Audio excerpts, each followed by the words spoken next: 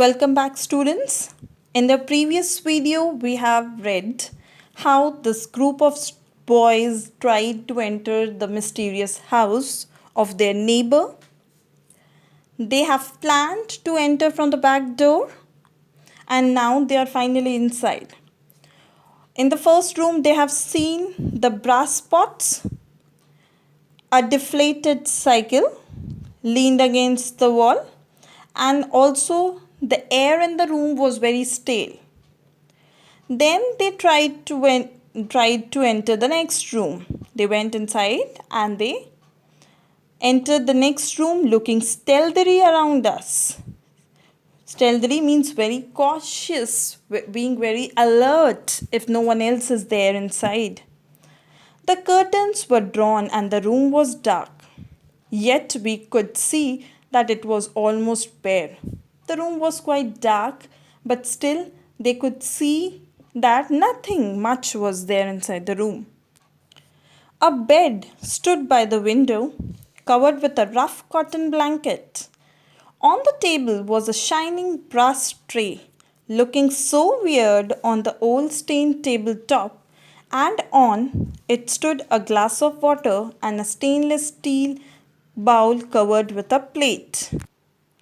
There was a bed in the second room with a rough cotton blanket over it. There was a table on which they could find a brass tray made up of the brass metal. The tray was quite shining, and it looked weird to see that the shining tray was kept on a stained tabletop. Means table बहुत ही गंदा था and the tray was quite shining. So when we keep a shining tray over a dirty table, it doesn't look nice, right? Beside the tray, there was a glass of water and a stainless steel bowl was there with a plate that was covering that bowl.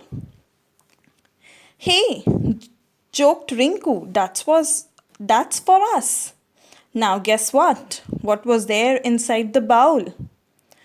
There were those rasmalais which the man used to buy daily from the sweet shop. He had reached the table and lifted the plate.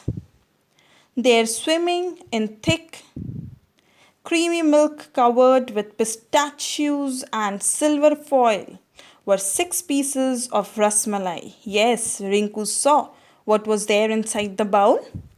6 pieces of rasmalai, and they were covered with pistas and the silver foil. It looked very tempting to the old boys, to the group of boys. We stared down at them and then gazed at each other. They all gazed at each other. They were finding the rasmalais quite tempting. They were wishing to eat those rasmalais. So they looked at each other, planning to eat them all. Rinku Talwar laughed. Hey chaps, enough for all of us. And he dipped his finger into the bowl. My brother nudged his hand, pushed him aside and said, Leave them alone, Rinku. Then he pointed to a piece of paper stained and yellowed with age, standing up against the glass. What's that? Asked little Prem. Read it. Now Rinku Talwar said that the 6 rasmalais were enough for all the boys present there. He was about to dip his finger and eat those rasmalais. Suddenly his brother nudged his hand. Nudged means pushed his hands like this, pretending or trying to give a signal to him not to eat the rasmalai. Okay. Leave them alone, he said. Now there was a piece of paper kept just beside the glass. So Prem told, What's that in that page?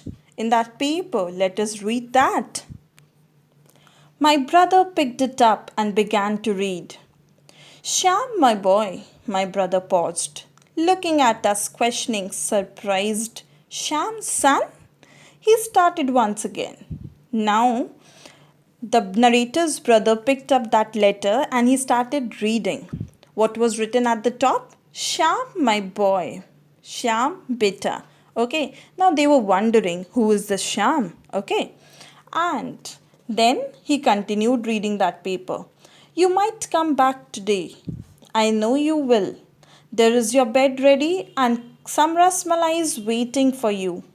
I know they are your favorite sweets. Don't ever leave me again, son. My brother stopped reading. He swallowed and just couldn't read on.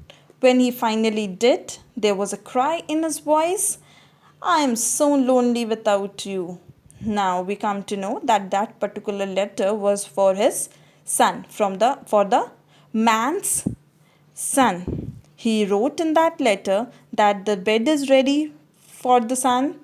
The rasmalais are present, as those rasmalais were the favorite sweet of his son, and he is wishing for his son to come back to his house that very day.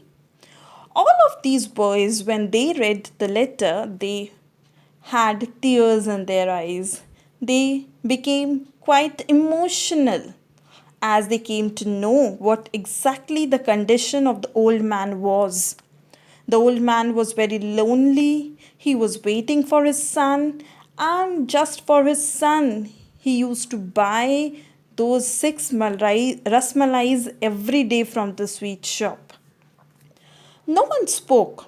All of us stood motionless. Motionless means without moving, avoiding each other's eyes. Suddenly, from behind me, I heard a whimper, a sad sound, as little Prem began to cry. Now they were all motionless, no one was moving, and suddenly they hear that Prem, who was the smallest of the boys, he started crying. We walked over to the old man's house in the evening. We knocked at the front door and waited. Finally, the door opened and the old man appeared, frowning down at us. He hadn't shaved that day, and his grey, hollow face was deeply lined. Now, these boys were so emotional after reading the letter. They had a feeling inside their heart that they should help out that old man. So finally, in the evening, they went out to the old man's house. They knocked at the door. They waited for the old man to come out. When the old man came out, they saw that the old man has not shaved that day. So he looked quite old. Excuse me, please, said my brother hesitantly. Hesitantly means with a fear, हकलाते हुए, डरते हुए. They said, we have come to invite you to join us for dinner tonight. Just a few neighbors, you know. We live right next door. So they have planned to be with the old man. They have planned that the old man should no longer feel lonely. Okay, so they came in the evening to invite the old man for dinner, and they told that just a few neighbors would be there, and we live next door, so you are invited to come up and have dinner with us. Come to the next page, page number 99. Me? Asked the old man. Surprised, and a bit of color rushed to his cheeks. Somewhere inside he became happy. And he was surprised also. He said, me? Hamko? Hamko bulane aaye ho? But I can't. I don't know anybody here. He was quite hesitant. He was not ready to come for dinner. He said that he doesn't know anybody there in the colony, so he will not be able to come out for dinner with the boys.